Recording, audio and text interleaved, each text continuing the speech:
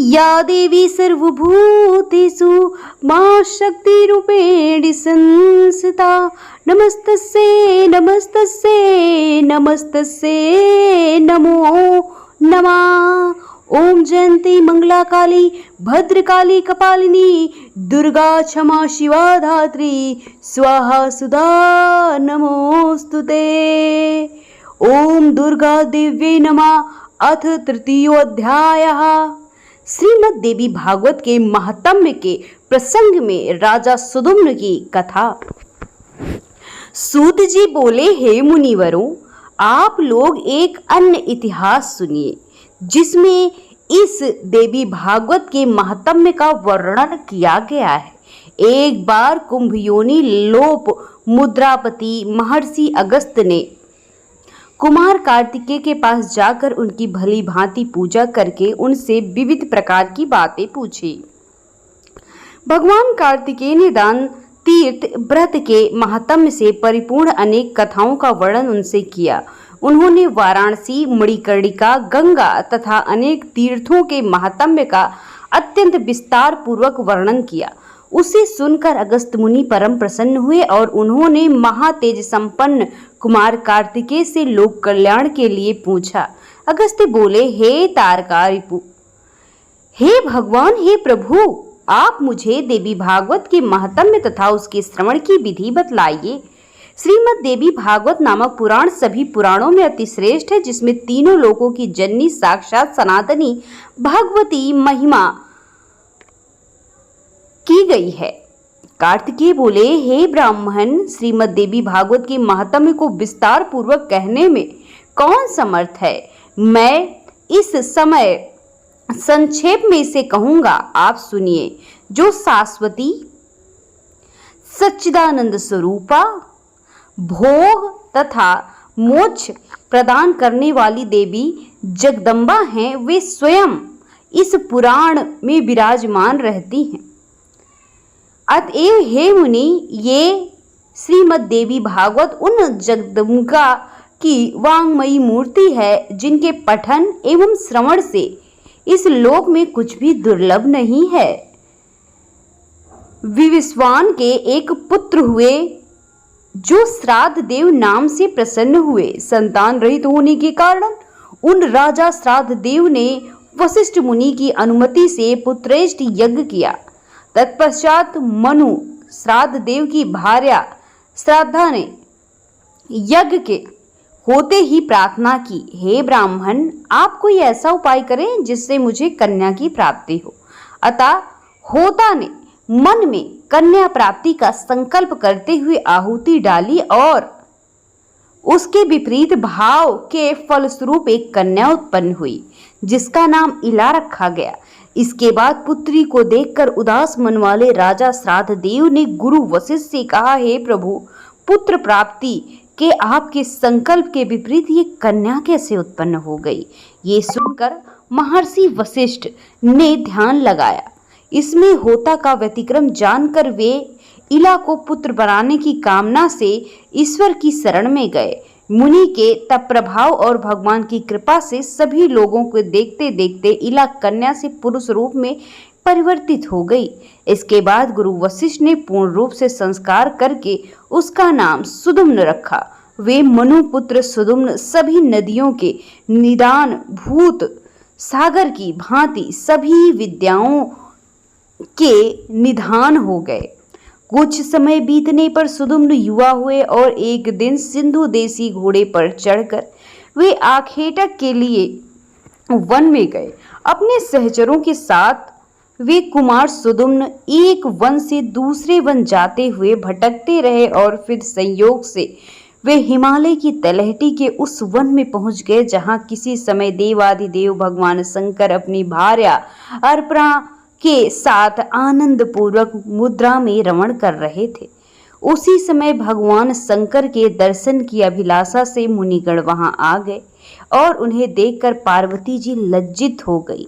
तब शिव एवं पार्वती को रमण करते देख उत्तम व्रत धारण करने वाले वे मुनिगण वहां से लौटकर बैकुंठ धाम की ओर चले गए। तदंतर अपनी प्रियतमा को प्रसन्न करने के लिए भगवान ने उस अरण्य को साफ दे दिया कि आज से जो पुरुष यहाँ प्रवेश करेगा वो स्त्री हो जाएगा। तभी से पुरुषों ने उस वन में जाना ही त्याग दिया और संयोगवश वहां पहुंचते ही सुदुम्न एक लवण्यमयी स्त्री के रूप में परिवर्तित हो गए। अपने सभी अनुचरों को पुरुष से स्त्री तथा घोड़ों को घोड़ियों में रूपांतरित होता देख सुदुम्न आश्चर्यचकित रह गए। अब वो रूपवती तरुणी वन वन में विचरने लगी। एक बार वो बुद्ध के आश्रम के समीप पहुंची।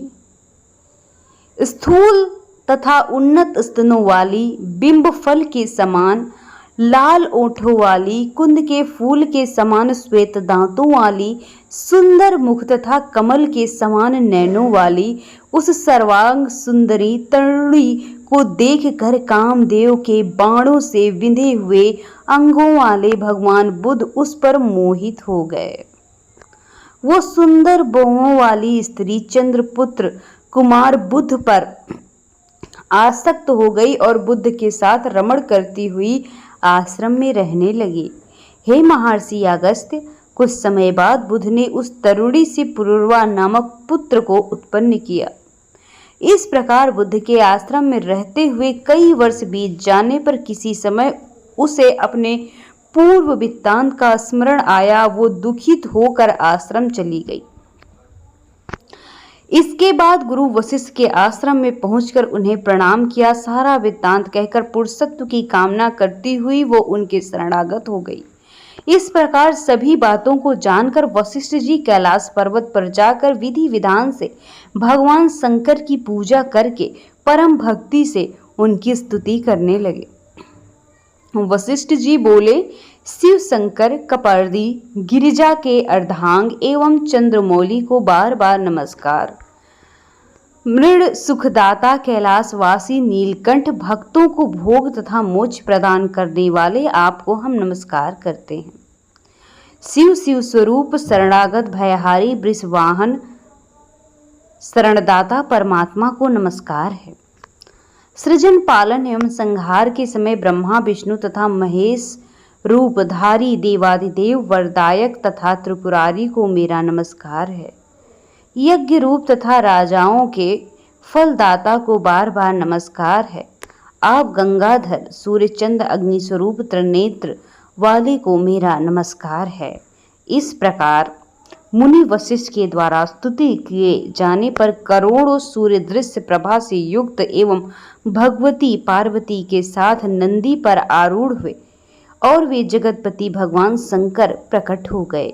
चांदी के पर्वत के समान प्रभा वाले त्रिनेत्रधारी भगवान चंद्रशेखर शरण में आए हुए मुनि श्रेष्ठ वशिष्ठ जी से अत्यंत प्रसन्न होकर बोले। श्री भगवान ने कहा, हे विप्रवर, आपके मन में जो भी इच्छा है वो वर मांगिए। उनके इस प्रकार कहने पर गुरु वशिष्ठ ने प्रणाम करके इला के पुरुषत्व की प्राप्ति के लिए प्रार्थना की। इसके बाद प्रसन्न होकर शंकर जी ने मुनिश्रेष्ठ वशिष्ठ जी से कहा कि 1 मास तक वो पुरुष रूप में तथा 1 मास तक नारी रूप में रहेगी। इस प्रकार शिव जी से वर प्राप्त करके महर्षि वशिष्ठ ने वर प्रदान करने के लिए सदा उत्सुक रहने वाली जगदम्बिका पार्वती को प्रणाम किया। करोड़ों चंद्रमाली की कलाकांति से युक्त तथा सुंदर मुस्कान वाली भगवती की सम्यक पूजा करके सदा के लिए इला की पुरुषत्व प्राप्ति की कामना से वशिष्ठ जी श्रद्धापूर्वक उनकी स्तुति करने लगे। हे देवी, हे महादेवी, हे भक्तों पर कृपा करने वाली भगवती, आपकी जय हो। हे समस्त देवों की आराध्य स्वरूपा और अत्यंत गुणों के आगार, आपकी जय हो। हे देवेश्वरी, हे शरणागत वत्सले, आपको बार बार नमस्कार। हे दुखहरणी, हे दुष्ट दानवों का नाश करने वाली भगवती, आपकी जय हो। हे भक्ति से प्राप्त होने वाली भगवती, हे महामाये, हे जगदम्बिके, हे भवसागर से पार उतारने के लिए नौका स्वरूप चरण कमल वाली, आपको नमस्कार है। आपके चरण कमल की सेवा से ही ब्रह्मा, विष्णु तथा महेश आदि देवता विश्व के सृजन, पालन तथा संहार हेतु समर्थ प्राप्त करते हैं। पुरुषार्थ चतुष्ट, धर्म, अर्थ, काम तथा मोक्ष प्रदान करने वाली देवेश्वरी, आप प्रसन्न हो। हे देवी, आपकी स्तुति करने में भला कौन सामर्थ है, अतः मैं आपको प्रणाम करता हूँ। महर्षि वशिष्ठ जी द्वारा इस प्रकार भक्ति भाव से जगदम्बा की स्तुति करने पर भगवती दुर्गा प्रसन्न हो गई। तदंतर भक्तों का दुख दूर करने वाली महादेवी ने मुनि वशिष्ठ से कहा, हे मुनि श्रेष्ठ, आप सुदुम्न के घर जाकर भक्ति पूर्वक मेरी पूजा करें। हे द्विजश्रेष्ठ, सुदुम्न को 9 दिनों में मुझे प्रसन्न करने वाले श्रीमद् देवी भागवत पुराण का प्रेम पूर्वक श्रवण कराइए। उसके श्रवण मात्र से उसे सर्व दाता के लिए पुरुषत्व की प्राप्ति हो जाएगी। ऐसा कहकर भगवती पार्वती भगवान शंकर के साथ अंतर ध्यान हो गई। इसके बाद वशिष्ठ जी उस दिशा को नमस्कार कर अपने आश्रम लौट आए और सुदुम्न को बुलाकर उन्होंने देवी की आराधना करने के लिए उन्हें आदेश दिया। अश्विन माह के शुक्ल पक्ष में जगदम्बा की विधिवत पूजा करके वशिष्ठ जी ने राजा को नवरात्रि विधान के अनुसार श्रीमद् देवी भागवत पुराण सुनाया। इस प्रकार अमृत स्वरूप श्री देवी भागवत पुराण को भक्ति पूर्वक सुनकर गुरु वशिष्ठ पूजन वंदन करके सुदुम्न सदा के लिए पुरुषत्व प्राप्त कर चुके थे। महर्षि वशिष्ठ ने सुदुम्न का राज्याभिषेक किया और वे प्रजाओं को प्रसन्न रखते हुए धर्म पूर्वक भूमंडल पर शासन करने लगे। सुदुम्न ने अत्यंत श्रेष्ठ दक्षिणा वाले भांति भांति के यज्ञ किए और अंत में पुत्र को राज्य का शासन सौंपकर देवी लोक को प्राप्त हो गए। हे विप्रों, इस प्रकार मैंने आप लोगों को इतिहास सहित देवी महात्म्य बता दिया। यदि कोई मनुष्य साध शक्ति के साथ इसे पढ़ता है, सुनता है, तो देवी की कृपा इस लोक में संपूर्ण कामनाओं की प्राप्ति करके अंत में देवी के परम सत्य स्वरूप साक्य लोक को प्राप्त होता है। इति श्री स्कंद पुराणे मानस खंडे श्रीमद्देवी भागवत महात्म्ये देवी भागवत नवाः श्रवण दिलायः पुंसत्व प्राप्ति वर्णना नाम तृतीयोऽध्यायः। अथ चतुर्थोऽध्यायः।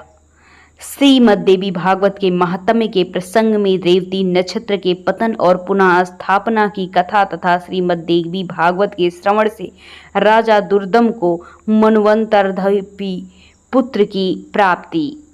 सूत जी बोले, इस अलौकिक एवं विचित्र कथा को सुनने की इच्छा वाले अगस्त जी ने बड़ी विनम्रता पूर्वक भगवान कार्तिकेय से कहा। अगस्त जी बोले, हे देव सेनापते, हे देव, यह विचित्र कथा सुन ली है। अब आप देवी भागवत का दूसरा महात्म्य कहिए। कार्तिकेय जी बोले, हे मित्रा वरुण से प्रकट होने वाले मुनि, आप ये कथा सुने जिसके एक अंश में भगवती की महिमा कही गई हो, धर्म का विशद वर्णन किया गया हो और गायत्री का प्रसंग आरंभ करके उसकी महिमा दर्शाई गई। उस भागवत के रूप को जाना जाता है। ये पुराण देवी भगवती के महात्म्य से परिपूर्ण होने के कारण देवी भागवत कहा जाता है। वे परा भगवती ब्रह्मा, विष्णु और महेश की आराध्या हैं। ऋत्वाक नाम के विख्यात एक महान बुद्धिमान मुनि थे। रेवती नक्षत्र के अंतिम भाग गांडांत योग में उनके यहाँ समयानुसार एक पुत्र उत्पन्न हुआ। उन्होंने उस पुत्र की जात कर्म आदि क्रियाएं तथा चूड़ाकरण एवं उपनयन संस्कार विधि पूर्वक किया।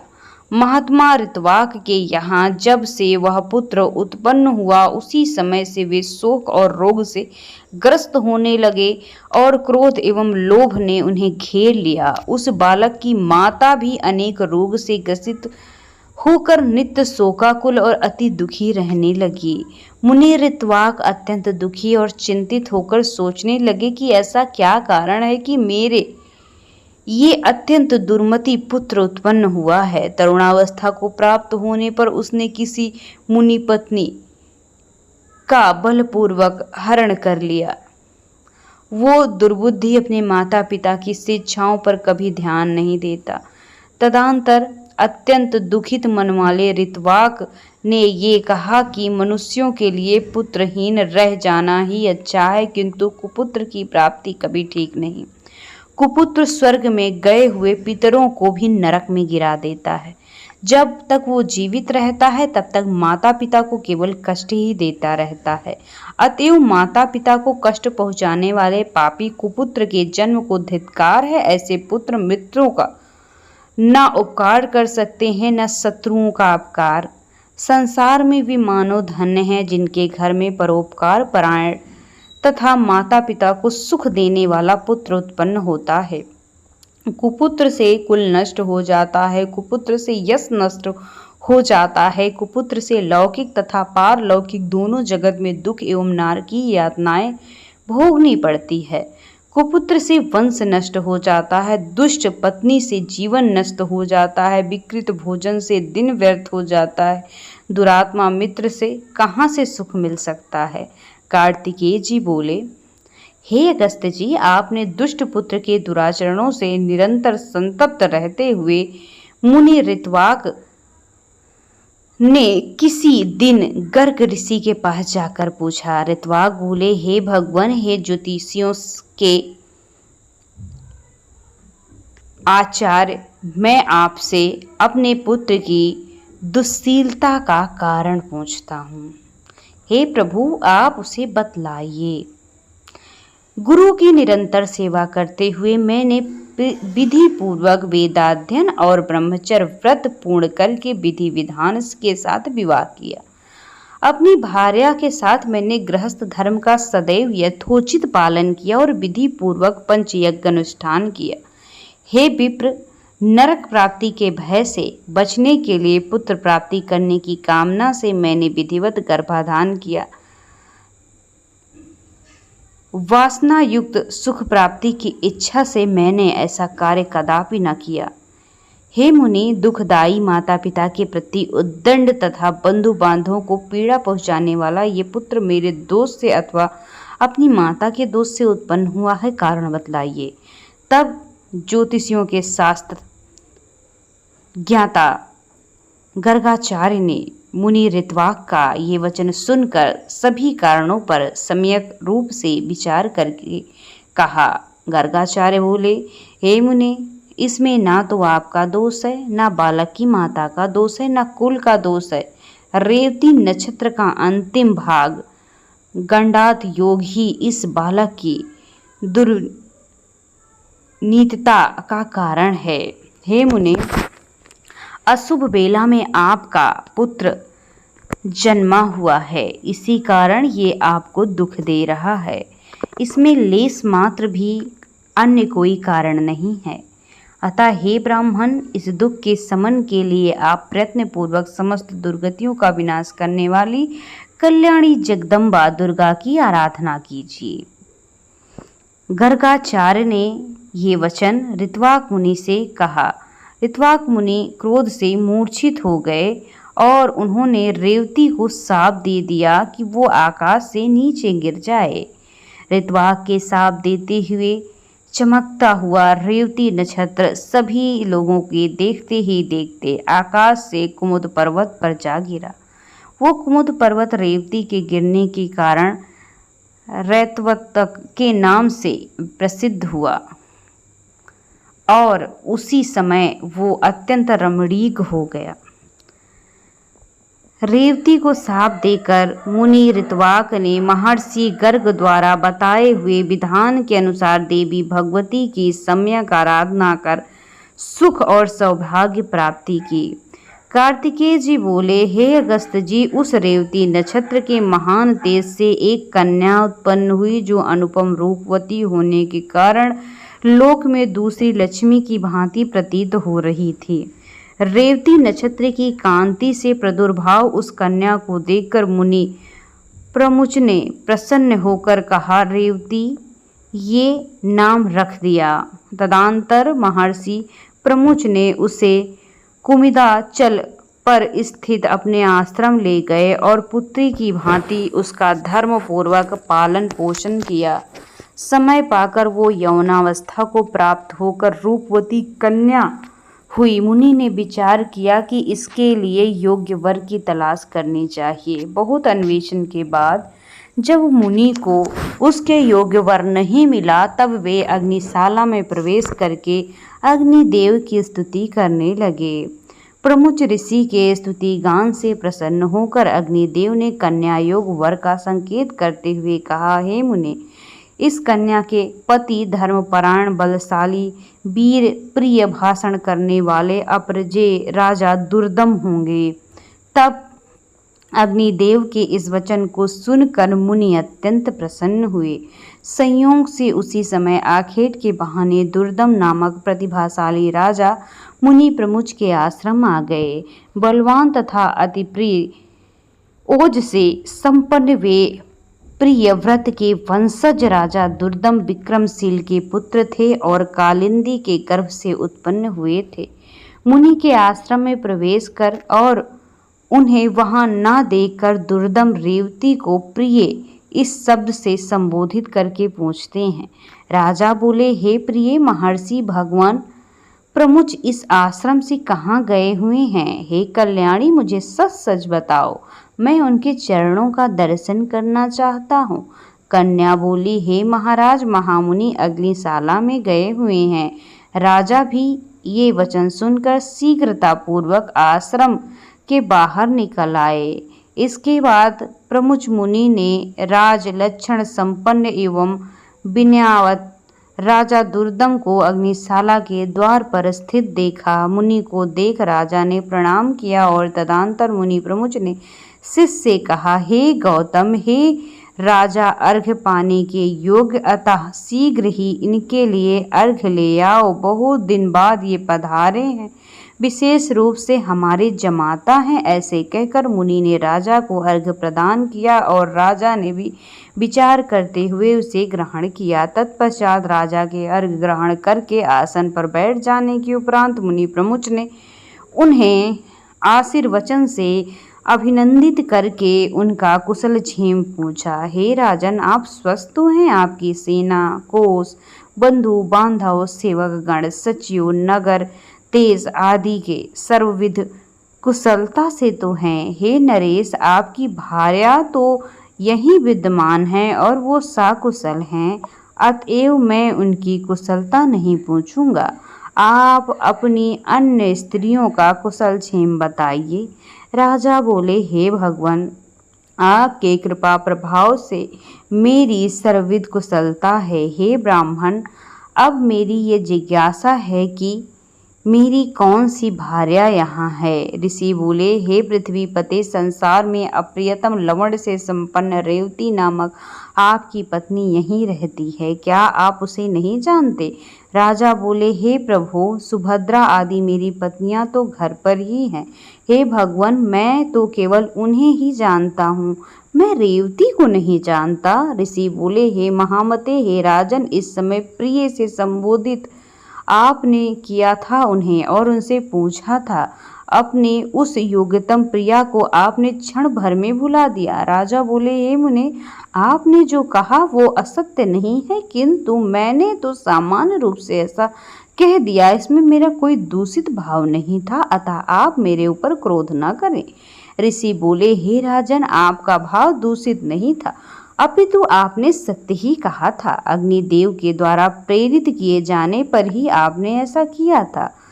इसका पति कौन होगा? ऐसा मेरे द्वारा आज अग्निदेव से पूछे जाने पर उन्होंने कहा था कि इसके पति निश्चित रूप से राजा दुर्दम ही होंगे।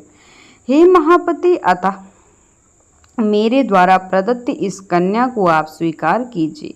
आप इसे प्रिय ऐसे कहकर संबोधित भी कर चुके हैं, अतः अब शंका रहित होकर किसी अन्य विचार में न पड़े। मुनि का ये वचन सुनकर राजा दुर्दम चिंता करते हुए चुप हो गए और मुनि उनके वैवाहिक अनुष्ठान की तैयारी में जुट गए। इसके बाद विवाह कार्य के लिए मुनि को तत्पर देख रेवती ने कहा, हे तात, आप मेरा विवाह रेवती नक्षत्र में संपन्न कराएं। ऋषि बोले, वत्स्य, विवाह के योग्य अन्य बहुत से नक्षत्र हैं, रेवती नक्षत्र में विवाह कैसे होगा, क्योंकि रेवती तो आकाश में स्थित है ही नहीं। कन्या बोली, रेवती नक्षत्र के अतिरिक्त अन्य कोई नक्षत्र मेरे विवाह के लिए उचित नहीं, अतः मैं आपसे प्रार्थना करती हूँ कि मेरा विवाह आप रेवती नक्षत्र में ही कराइए। ऋषि बोले, पूर्व काल में मुनि ऋत्वाक ने रेवती नक्षत्र को पृथ्वी पर गिरा दिया था। इस प्रकार अन्य नक्षत्र में यदि तुम्हारी श्रद्धा नहीं है तो तुम्हारा विवाह कैसे होगा। कन्या बोली, तात, केवल एक ऋत्वाक ने ही तपस्या की है, क्या आपने मन वचन कर्म से तप साधना नहीं की है। हे पिताजी, मैं आपके तपोबल को जानती हूँ, आप जगत की सृष्टि करने में समर्थ हैं, अतः आप अपने तप के प्रभाव से रेवती को पुनः आकाश में स्थापित कर उसी नक्षत्र में मेरा विवाह कीजिए। ऋषि बोले, तुम्हारा कल्याण हो, तुम जैसा मुझसे कह रही हो वैसा ही होगा। तुम्हारे हितार्थ में आज ही रेवती नक्षत्र को सोम मार्ग नक्षत्र मंडल में स्थापित करूंगा। कार्तिकेय जी बोले, हे अगस्त्य जी, ऐसा कहकर मुनि ने अपने तपोबल से शीघ्र ही पूर्व की भांति रेवती नक्षत्र को फिर से नक्षत्र मंडल में स्थापित कर दिया।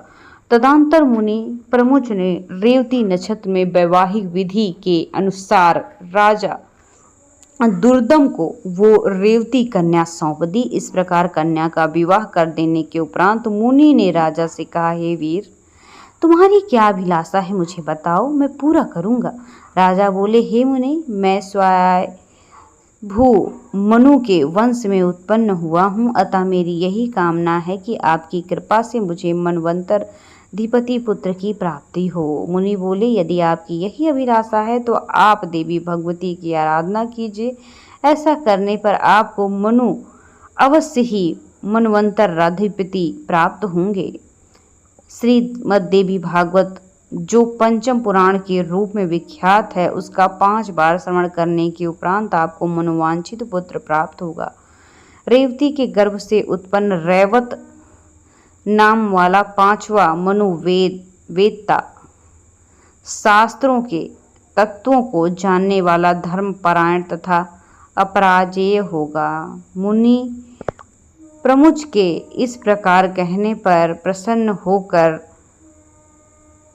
प्रतिभा संपन्न राजा दुर्दम मुनि को प्रणाम करते हैं। वे अपनी भार्या रेवती के साथ नगर चले गए। महामती राजा दुर्दम अपने पिता पितामह से प्राप्त राज्य पर शासन करने लगे और उस धर्मात्मा ने औरस पुत्रों की भांति अपनी प्रजा का पालन किया। एक बार उनके यहाँ महात्मा लोमस ऋषि पधारे। राजा दुर्दम ने उन्हें प्रणाम किया। उनका विधि पूर्वक पूजन करके दोनों हाथ जोड़कर कहा। राजा बोले, हे भगवान, हे मुनि, यदि आप मुझ पर कृपा करते हैं और मुझे पुत्र प्राप्ति होती है तो आप मुझे देवी भागवत नामक पुराण जरूर सुनाइए।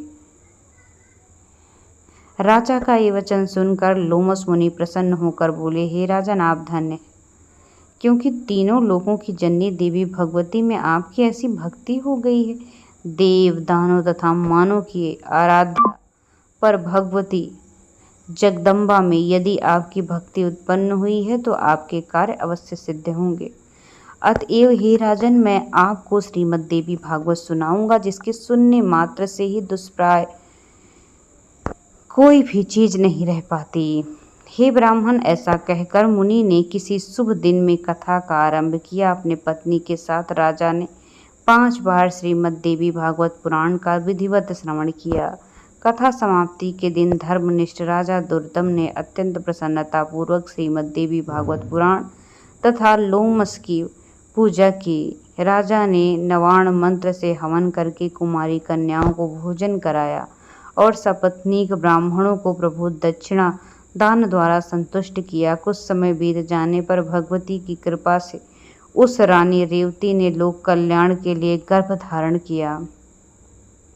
इसके बाद जब समस्त ग्रह नक्षत्र अपने अपने अनुकूल स्थानों पे थे और सभी मांगलिक कृत्य संपन्न हो गए, ऐसे शुभ समय में रेवती ने पुत्र को जन्म दिया। पुत्र के जन्म का समाचार सुनकर राजा दुर्दम अत्यंत प्रसन्न हुए और उन्होंने स्नान करके स्वर्ण कलश के जल से पुत्र का जात कर्म संस्कार संपन्न कराया। तदंतर राजा ने विधि पूर्वक दान दक्षिणा ब्राह्मणों को देकर संतुष्ट किया। समय पर पुत्र का उपनयन संस्कार करके राजा ने पुत्र को अंगों सहित वेदों का अध्ययन कराया। इस प्रकार राजा का रैवत नाम तेजस्वी पुत्र समग्र विद्याओं का निधान, धर्मपरायण, अस्तविसार दो में श्रेष्ठ, धर्म का वक्ता और धर्म का पालन करता हो गया। इसके बाद ब्रह्मा जी ने रैवत को मनु के पद पर नियुक्त किया और वे श्रीमान मनवंतरधिप के रूप में धर्मपूर्वक पृथ्वी पर राज करने लगे। इस प्रकार मैंने देवी भगवती के इस प्रभाव का संक्षिप्त पूर्वक वर्णन कर दिया है। इस श्रीमद् देवी भागवत